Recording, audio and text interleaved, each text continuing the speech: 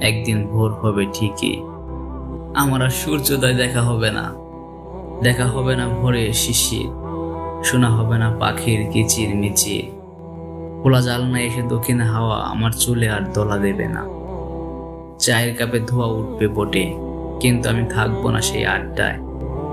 আকাশে মেঘের খেলা হবে হয়তো, কেউ হয়তো গান ধরবে গুনগুন করে।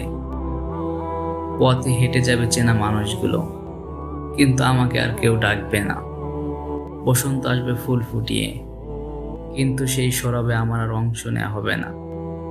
সন্ধ্যারা আলো নিয়ে ফিরে যাবে, আমি থাকবো অন্ধকারের গভীরে। একদিন জীবন চলবে আগের মতোই, কিন্তু আমার গল্পের পাতা থাকবে বন্ধ।